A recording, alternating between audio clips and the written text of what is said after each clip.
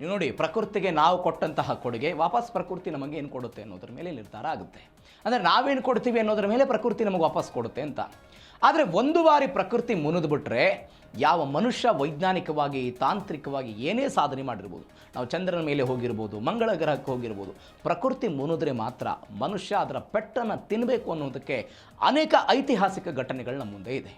ಇದೀಗ ನಾವು ಅನೇಕ ಜನ ಮಾತನಾಡ್ತಾ ಇರ್ತಾರೆ, ಮಳೆಗಾಲದಲ್ಲಿ ಮಳೆ ಆಗಲ್ಲ, ಬೇಸಿಗೆಯಲ್ಲಿ ಸರಿಯಾದಂಥ ಬೇಸಿಗೆ, ಚಳಿಗಾಲದಲ್ಲಿ ಕಾಲಗಳೇ ಬದಲಾಗಿ ಹೋಗ್ಬಿಟ್ಟಿದೆ ಇವತ್ತು ಅನ್ನುವಂಥ ನಿಟ್ಟಿನಲ್ಲಿ ಚರ್ಚೆಗಳಾಗ್ತಾ ಇರುತ್ತೆ. ನಮ್ಮಲ್ಲಿ ಅನೇಕ ಬಾರಿ ಮಾತನಾಡ್ತಾ ಇರ್ತಾರೆ, ಮಳೆಗಾಲಕ್ಕೆ ಸರಿಯಾದಂತಹ ಸಮಯಕ್ಕೆ ಮಳೆ ಬರಬೇಕು. ಬಟ್ ಇವತ್ತಿನ ಪರಿಸ್ಥಿತಿಗಳು ಹಾಗಿಲ್ಲ, ಮಳೆಗೆ ಸರಿಯಾದ ಸಮಯಕ್ಕೆ ಬರ್ತಾ ಇಲ್ಲ. ಕಾರಣ ಹವಾಮಾನ ವೈಪರೀತ್ಯಗಳಾಗ್ತಾ ಇರುವಂತಹ ಬೆಳವಣಿಗೆಯ ಕಾರಣಕ್ಕಾಗಿ ಈ ರೀತಿಯಾದಂತಹ ಏರುಪೇರುಗಳಾಗ್ತಾ ಇದೆ. ಇದೀಗ ಒನ್ಸ್ ಅಗೇನ್ ಅದೇ ಪೆಸಿಫಿಕ್ ಮಹಾಸಾಗರದಲ್ಲಿ ಉಂಟಾಗ್ತಾ ಇರುವಂತಹ ಎಲ್ ನೀನೋ ಪರಿಣಾಮವಾಗಿ ಭಾರತ ಈ ಬಾರಿ ಅತ್ಯಂತ ಕಡಿಮೆ ಮಳೆಯನ್ನು ಅನುಭವಿಸುತ್ತೆ, ಕಡಿಮೆ ಮಳೆಯನ್ನು ಪಡೆದುಕೊಳ್ಳುತ್ತೆ ಎನ್ನುವಂಥ ಸುದ್ದಿಗಳನ್ನು ಕಳೆದ ಅನೇಕ ದಿನಗಳಿಂದ ನೋಡ್ತಾ ಇದ್ದೀವಿ. ಇದರ ಬಗ್ಗೆ ಅನೇಕ ಬಾರಿ ಹವಾಮಾನ ಇಲಾಖೆಯವರು ಕೂಡ ಹೇಳಿದ್ರು. ಇದೀಗ ಅಮೆರಿಕಾದ ಹವಾಮಾನ ಇಲಾಖೆಯು ಕೂಡ ಎಲ್ ನೀನೋ ಬಗ್ಗೆ ಎಚ್ಚರಿಕೆ ಕೊಡೋ ಪ್ರಯತ್ನವನ್ನು ಮಾಡಿದೆ. ಏನು ಹೇಳ್ತಾ ಹಾಗಾದರೆ ಏನೆಲ್ಲ ಸುದ್ದಿ, ಡೀಟೇಲ್ಸ್ ನೋಡ್ತಾ ಹೋಗೋಣ. ಜಗತ್ತಿಗೆ ಸೂಪರ್ ಎಲ್ ನೀನೋ ಕಾಟ. ಸೂಪರ್ ಎಲ್ ನೀನೋ ಪೆಸಿಫಿಕ್ ಮಹಾಸಾಗರದಲ್ಲಿ ಸೂಪರ್ ಎಲ್ ನೀನೋ ಸಕ್ರಿಯ ಆಗಿದೆ. ಅಮೆರಿಕ ಹವಾಮಾನ ಇಲಾಖೆ ಈ ಬಗ್ಗೆ ಮಾಹಿತಿ ಕೊಟ್ಟಿದೆ.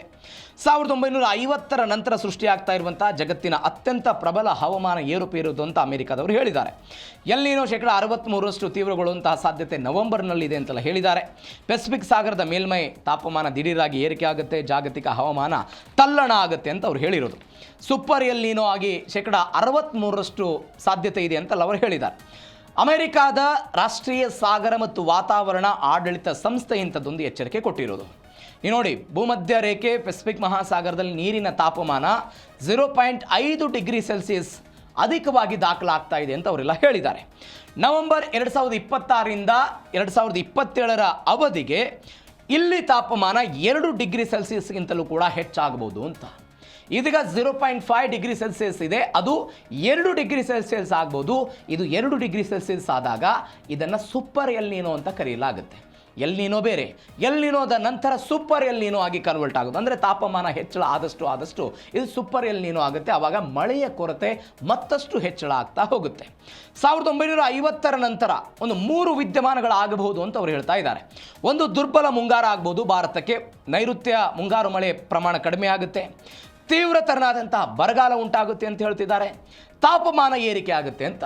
2027ನೇ ಇಸ್ವಿಯನ್ನು ಇದೀಗ ಅವರು ಹೇಳ್ತಾ ಇರುವಂಥ ಪ್ರಕಾರ ಮಾನವ ಇತಿಹಾಸದಲ್ಲೇ ಅತ್ಯಂತ ಗರಿಷ್ಠ ತಾಪಮಾನ ದಾಖಲಾಗುವಂಥ ಈ ವರ್ಷ 2027 ಆಗಬಹುದು ಅಂತ ಅವರೆಲ್ಲ ಅಂದಾಜು ಪಟ್ಟಿದ್ದಾರೆ.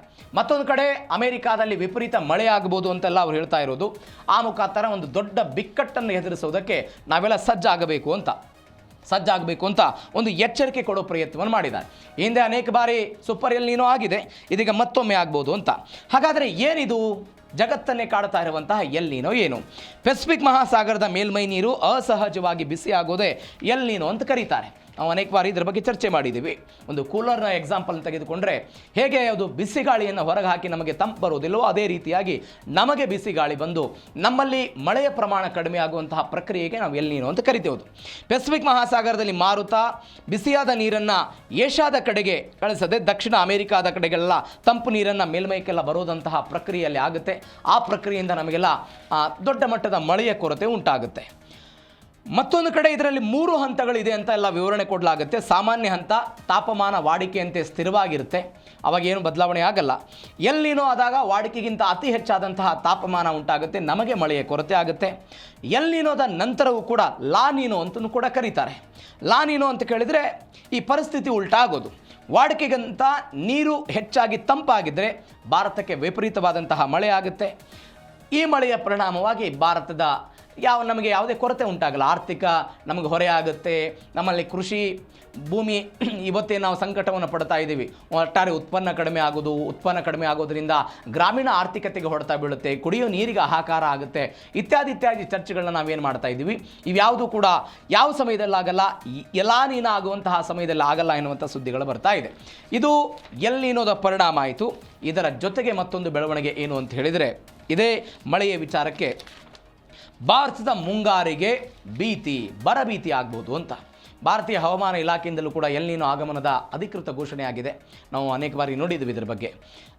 ಬರಗಾಲ ಆಗ್ಬೋದು, ಕುಡಿಯೋ ನೀರಿಗೆ ಹಾಹಾಕಾರ ಆಗ್ಬೋದು, ಉತ್ಪನ್ನ ಕಡಿಮೆ ಆಗ್ಬೋದು, ಕೃಷಿ ಉತ್ಪನ್ನಗಳ ಬೆಲೆ ಏನಿದೆ ಅದು ಗಗನಕ್ಕೆ ಏರ್ಬೋದು ಅಂತ, ನೈಋತ್ಯ ಮುಂಗಾರು ಮಾರುತಗಳ ಮೇಲೆ ಸೂಪರ್ ಎಲ್ ನೀನೋ ಪ್ರತಿಕೂಲ ಪರಿಣಾಮ ಆಗಬಹುದು ಅಂತ ಅವರು ಹೇಳ್ತಾ ಇದ್ದಾರೆ. ಆಸ್ಟ್ರೇಲಿಯಾದಲ್ಲಿ ತಾಪಮಾನ 3 ಡಿಗ್ರಿ ಸೆಲ್ಸಿಯಸ್ಸಿಂದ 4 ಡಿಗ್ರಿ ಸೆಲ್ಸಿಯಸ್ ಆಗಬಹುದು. ಒಣ ಹವೆ ಇರುತ್ತೆ, ಕಾಡುಗಳಿಗೆ ಸುಲಭವಾಗಿಲ್ಲ ಬೆಂಕಿ ಹತ್ಕೊಳ್ಳುತ್ತೆ. ಗೋಧಿಯನ್ನು ಅತಿ ಹೆಚ್ಚು ರಫ್ತು ಮಾಡುವಂತಹ ದೇಶ ಆಸ್ಟ್ರೇಲಿಯಾ, ಹೀಗಾಗಿ ಅದರ ಕೊರತೆ ಆಗಬಹುದು ಅಂತ. ಇಂಡೋನೇಷ್ಯಾದಲ್ಲಿ ದಟ್ಟವಾದಂಥ ಮಂಜೆಲ್ಲ ಬೀಳಬಹುದು.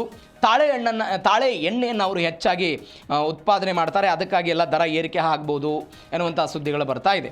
ಮತ್ತೊಂದು ಕಡೆ ದಕ್ಷಿಣ ಏಷ್ಯಾದಲ್ಲಿ ಮುಂಗಾರು ಮಳೆ 15ರಿಂದ 20% ಕುಸಿತ ಆಗಬಹುದು. ಕೈಗಾರಿಕೆಗಳಿಗೆ, ಕೃಷಿಗೆ, ವಿದ್ಯುತ್ ಉತ್ಪಾದನೆಗೆ ಎಲ್ಲದಕ್ಕೂ ಕೂಡ ನೀರಿನ ಕೊರತೆ ಆಗಬಹುದು ಅಂತ, ಆ ಮುಖಾಂತರ ದೊಡ್ಡ ಮಟ್ಟದಲ್ಲಿ ಇದು ಹೊಡೆತ ಆಗಬಹುದು ಅಂತ ಸದ್ಯಕ್ಕೆ ಬರ್ತಾ ಇರುವಂಥ ಡೀಟೇಲ್ಸು. ಆ ಮುಖಾಂತರ ಭಾರತಕ್ಕೆ ಮುಂಗಾರಿನ ಬರ ಎದುರಾಗುತ್ತೆ ಅಂತ ಸದ್ಯಕ್ಕೆ ಹೇಳಲಾಗ್ತಾ ಇದೆ. ಪ್ರಕೃತಿಯ ವಿಕೋಪಕ್ಕೆಯೂ ಕೂಡ ಇದು ಮುನ್ನುಡಿಯನ್ನು ಬರೆಯಬಹುದು ಅಂತ. ಪ್ರಕೃತಿಯ ವಿಕೋಪಕ್ಕೆ ಆಸ್ಟ್ರೇಲಿಯಾ, ಇಂಡೋನೇಷ್ಯಾ, ದಕ್ಷಿಣ ಏಷ್ಯಾದಲ್ಲಿ ಭೀಕರ ಬರ ಆಗುತ್ತಂತೆ, ಕಾಡ್ಗಿಚ್ಚಾಗುತ್ತಂತೆ. ದಕ್ಷಿಣ ಅಮೆರಿಕಾದ ಕೆಲ ಭಾಗಗಳಲ್ಲಿ ಅನಿರೀಕ್ಷಿತ ಭಾರೀ ಮಳೆ ಆಗ್ಬೋದು, ಪ್ರವಾಹ ಆಗಬಹುದು ಅಂತ. ನಿಯೋ 3.4 ಸೂಚ್ಯಂಕ ಪ್ಲಸ್ 0.5 ಡಿಗ್ರಿ ಸೆಲ್ಸಿಯಸ್ಗಿಂತನೂ ಕೂಡ ಏರಿಕೆ ಆಗ್ಬೋದು. ಹವಾಮಾನ ತಜ್ಞರೆಲ್ಲ ಇದರ ಬಗ್ಗೆ ದಿಗಿಲನ್ನು ವ್ಯಕ್ತಪಡಿಸಿದ್ದಾರೆ. ನೀವು ನೋಡಿ, 2019 ಮತ್ತು 2020ರಲ್ಲಿ ಆಸ್ಟ್ರೇಲಿಯಾದಲ್ಲಿ ಇಂಥದ್ದೇ ಪರಿಸ್ಥಿತಿ ನಿರ್ಮಾಣ ಆದಾಗ 300 ಕೋಟಿ ಪ್ರಾಣಿಗಳು, ಪಕ್ಷಿಗಳು, ಸರೀಸೃಪಗಳೆಲ್ಲವೂ ಕೂಡ ಮೃತಪಟ್ಟಿದ್ದು. 300 ಕೋಟಿ, ಜಸ್ಟ್ ಇಮ್ಯಾಜಿನ್ ನೀವು, ಇಂಥ ಪರಿಸ್ಥಿತಿಗಾಗಿತ್ತು.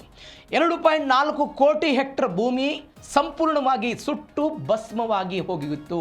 2.4 ಕೋಟಿ ಹೆಕ್ಟರ್ ಭೂಮಿ, 33 ಜನ ಬೆಂಕಿಗೆ ಸಾವನ್ನಪ್ಪಿದ್ರು. ಈ ಹೊಗೆ ಆಗಿತ್ತಲ್ಲ, ದಟ್ಟವಾದಂಥ ಹೊಗೆ, ಈ ಹೊಗೆಯಿಂದಲೇ 400 ಜನ ಮೃತಪಟ್ಟಿದ್ರು. ಒಟ್ಟಾರೆಯಾಗಿ $2.8 ಮಿಲಿಯನ್ ಹಣ ನಷ್ಟವಾಗಿತ್ತು ಕಳೆದ ಬಾರಿ ಆಗಿದ್ದು. ಭಾರತದಲ್ಲಿಯೂ ಕೂಡ ವ್ಯಾಪಕವಾದಂತಹ ಸಂಕಷ್ಟವನ್ನು ಸೂಪರ್ ಎಲ್ ನೀನೋ ತಂದಿಟ್ಟಿತ್ತು. ಅದು 1950, 55ರ ಸಮಯ, 1972, 82ರ ಅವಧಿಗೆ, 2002, 2009ರಲ್ಲಿ. 2009ರಲ್ಲಿ 3 ದಶಕಗಳಿಂತಲೂ ಕೂಡ ಅತ್ಯಂತ ಕಡಿಮೆ ಮಳೆಯನ್ನು ಭಾರತ ಅವತ್ತು ನೋಡಿತ್ತು. 2015ರಲ್ಲಿ ನಿಮಗೆ ನೆನಪಿರ್ಬೋದು, ತೊಗರೆ ಬೇಳೆಯ ಬೆಲೆ ಮೊಟ್ಟ ಮೊದಲ ಬಾರಿಗೆ $200 ಕ್ರಾಸ್ ಮಾಡಿ 1 ಕೆಜಿಗೆ ದರ ಏರಿಕೆ ಆಗಿತ್ತು. ಯಾವ ಕಾರಣಕ್ಕಾಗಿ? ಇದೇ ಸೂಪರ್ ಎಲ್ ನೀನೋ ಪರಿಣಾಮವಾಗಿ ಅಂಥದ್ದೊಂದು ಪರಿಸ್ಥಿತಿ ಆವತ್ತು ಉಂಟಾಗಿತ್ತು. ಮತ್ತೊಂದು ಬೆಳವಣಿಗೆ ಏನು ಅಂತ ಹೇಳಿದರೆ, ಭಾರತಕ್ಕೆ IOD ಎಂಬ ಸಣ್ಣ ಆಶಾಕಿರಣ. ನಾವು ಮೊನ್ನೆ ಇದ್ರ ಬಗ್ಗೆ ನೋಡಿದ್ದೀವಿ. ಇಂಡಿಯನ್ ಓಷನ್ ಡೈಪೋಲ್, ಧನಾತ್ಮಕ, ಋಣಾತ್ಮಕ ಮತ್ತು ತಟಸ್ಥ. ಧನಾತ್ಮಕವಾಗಿದ್ದರೆ ಭಾರತಕ್ಕೆ ಲಾಭ, ಋಣಾತ್ಮಕ ಆಗಿದ್ದರೆ ಯಾವ ರೀತಿಯಾಗಿ ಎಲ್ ನೀನೋ ಬರುತ್ತೆ ಅದನ್ನು ತಡೆಯುವಂಥ ಶಕ್ತಿ ಸಾಮರ್ಥ್ಯ IODಗೆ ಇರೋದಿಲ್ಲ. ಹೀಗಾಗಿ ನಮ್ಮಲ್ಲಿ ಬರಗಾಲ ಬೀಳುತ್ತೆ. ತಟಸ್ಥವಾಗಿದ್ದಾಗಲೂ ಕೂಡ ಏನೂ ನಮಗೆ ಸಹಾಯ ಆಗೋದಿಲ್ಲ, ಅದು ಧನಾತ್ಮಕವಾಗಿರಬೇಕು ಅಂತ. IOD ಧನಾತ್ಮಕವಾಗಿದ್ದಾಗ ಮಾತ್ರ ನಮಗೆ ಸಹಾಯ ಆಗುತ್ತೆ. ಆ ಮುಖಾಂತರ ಪೆಸಿಫಿಕ್ ಮಹಾಸಾಗರದಿಂದ ಬರುವಂತಹ ಮುಂಗಾರು ಮಾರುತಗಳನ್ನು, ಅಂದರೆ ಪ್ರಬಲವಾಗಿ ಏನು ಬರ್ತಾ ಇರುತ್ತೆ, ಅಂದರೆ ಎಲ್ ನೀನೋ ಮುಖಾಂತರ ಪ್ರಬಲವಾಗಿದ್ದು ಎಲ್ಲವೂ ಕೂಡ ಕುಂಠಿತ ಆಗುತ್ತೆ. ಅದನ್ನು ಪ್ರಬಲ ಮಾರುತವಾಗಿ ಭಾರತಕ್ಕೆ ತೆಗೆದುಕೊಂಡು ಬರುವಂಥ ಶಕ್ತಿ ಸಾಮರ್ಥ್ಯ ಧನಾತ್ಮಕ ಇಂಡಿಯನ್ ಓಷನ್ ಡೈಪೋಲ್ಗಿರುತ್ತೆ. ಅದು ಇದೀಗ ಸದ್ಯಕ್ಕೆ ತಟಸ್ಥವಾಗಿದೆ. ಆದರೆ ಅದು ಜುಲೈ ವೇಳೆಗೆ ಧನಾತ್ಮಕವಾಗಿ, ಸಕಾರಾತ್ಮಕವಾಗಿ ಬದಲಾವಣೆ ಆಗುತ್ತೆ ಎನ್ನುವಂಥ ಮುನ್ಸೂಚನೆಗಳು ಸಿಕ್ಕಿದೆ. ಇದು ಸಕಾರಾತ್ಮಕವಾಗಿ ಆದರೆ ಸದ್ಯಕ್ಕೆ ಅದು ನಮಗೆ ಸಹಾಯಕ್ಕೆ ಆಗಬಹುದು ಎನ್ನುವಂಥ ಲೆಕ್ಕಾಚಾರವನ್ನು ಹವಾಮಾನ ಇಲಾಖೆ ಹೇಳಿದೆ. ಅದು ಸಕಾರಾತ್ಮಕವಾಗಿ ಆದರೆ ನಮಗೊಂದು ನಿಟ್ಟಿಸಿರುವಂತಹ ವಿಚಾರ. ಹೀಗಾಗಿ ಸಕಾರಾತ್ಮಕವಾಗಿ ಆಗಲಿ ಅನ್ನೋದು ನಮ್ಮೆಲ್ಲರ ಆಶಯ. ಮತ್ತೊಂದು ಏನು ಬೆಳವಣಿಗೆ ಅಂತ ಹೇಳಿದ್ರೆ, ರಾಜ್ಯಕ್ಕೆ ಸದ್ಯದ ಒಂದು ಸಮಾಧಾನ ಇದೆ. ಏನು? 3 ದಿನ ಭಾರಿ ಮಳೆ ನೀವು ನೋಡ್ತಾ ಇದ್ದೀವಿ. ಬೆಂಗಳೂರಿನಲ್ಲೂ ಕೂಡ ಇವತ್ತು ವಿಪರೀತವಾದಂತಹ ಮಳೆ ಆಗಿದ್ದನ್ನು ನೋಡಿದ್ದೀವಿ. ಬೆಳಗ್ಗೆಯಿಂದಲೂ ಕೂಡ ಬೇರೆ ಬೇರೆ ಪ್ರದೇಶಗಳಲ್ಲಿ ಮಳೆ ಆಗ್ತಾ ಇದೆ. ಕೇವಲ ಬೆಂಗಳೂರು ಮಾತ್ರವಲ್ಲ, ಕರ್ನಾಟಕದ ಎಲ್ಲ ಭಾಗಗಳಲ್ಲಿ, ಅದು ಮಲೆನಾಡು, ಕರಾವಳಿ, ಉತ್ತರ ಕರ್ನಾಟಕದ ಭಾಗ, ಕಲ್ಯಾಣ ಕರ್ನಾಟಕ ಭಾಗ, ಕಿತ್ತೂರು ಕರ್ನಾಟಕ ಎಲ್ಲ ಭಾಗಗಳಲ್ಲೂ ಕೂಡ ವಿಪರೀತವಾಗಿ ಮಳೆ ಆಗ್ತಾ ಇದೆ. ಎಲ್ ನೀನೋ ಆತಂಕದ ನಡುವೆ ಕರ್ನಾಟಕದ ಹಲವೆಡೆ ಇದೀಗ ಮಳೆ ಚುರುಕೊಂಡಿರೋದು ನೋಡ್ತಾ ಇದ್ದೀವಿ. ಜೂನ್ 15ರ ತನಕ ಕರಾವಳಿ, ಮಲೆನಾಡು ಭಾಗದಲ್ಲಿ ಮಳೆಯ ಮುನ್ಸೂಚನೆಯನ್ನು ಕೊಡಲಾಗಿದೆ. ಉಡುಪಿ, ದಕ್ಷಿಣ ಕನ್ನಡ, ಕೊಡಗು, ಚಿಕ್ಕಮಗಳೂರು ಜಿಲ್ಲೆಗಳೆಲ್ಲ ಹೈ ಅಲರ್ಟ್ ಘೋಷಣೆ ಮಾಡಲಾಗಿದೆ. ಬೆಂಗಳೂರು ಸೇರಿದಂತೆ ರಾಜ್ಯದ ಹಲವು ಜಿಲ್ಲೆಗಳಲ್ಲಿ ಗುಡುಗು ಸಹಿತ ಸಾಧಾರಣ ಮಳೆ ಅಂತ ಹೇಳುತ್ತಿದ್ದಾರೆ. ಎಲ್ ನೀನೋ ದೀರ್ಘಾವಧಿ ಆತಂಕವಾದರೆ ಸದ್ಯ ಮಳೆ ಕೃಷಿಕರಿಗೆ ಇದೀಗ ಒಂದು ಹಿತಕಾರಿ. ನೀವು ನೋಡಿ, ಕೃಷಿ ಕೆಲಸಗಳೆಲ್ಲವೂ ಕೂಡ ಚುರುಕಾಗ್ಬಿಟ್ಟಿದೆ. ಎಲ್ಲರೂ ಕೂಡ ಬೀಜಗಳನ್ನು ಬಿತ್ತನೆ ಮಾಡಿ ಮಳೆಗಾಗಿ ವೇಟ್ ಮಾಡ್ತಾ ಇದ್ರು. ಉತ್ತರ ಕರ್ನಾಟಕದ ಪರಿಸ್ಥಿತಿ ಇದು. ಮಳೆಗಾಗಿ ವೇಟ್ ಮಾಡ್ತಾ ಇದ್ದಾರೆ. ಕೆಲವೊಂದಿಷ್ಟು ಕಡೆ ಮಳೆ ಆಗ್ತಾ ಇದೆ ಸ್ವಲ್ಪ ಸ್ವಲ್ಪ, ಮತ್ತೊಂದು ಕಡೆ ಬಿತ್ತನೆ ಆದ ನಂತರ 1 ವಾರದ ಹಿಂದೆ ಮಳೆ ಆಗಿತ್ತು, ಇದೀಗ ಮಳೆ ಸ್ಥಗಿತ ಆಗಿದೆ ಅನ್ನುವಂಥ ಆತಂಕ. ಬಟ್ ಇವೆಲ್ಲದರ ನಡುವೆ ಮುಂದಿನ 3 ದಿನಗಳ ಕಾಲ ವಿವಿಧ ಭಾಗಗಳಲ್ಲಿ ಮಳೆ ಆಗುತ್ತೆ ಅಂತ ಸದ್ಯಕ್ಕೆ ಹೇಳ್ತಾ ಇರೋದು.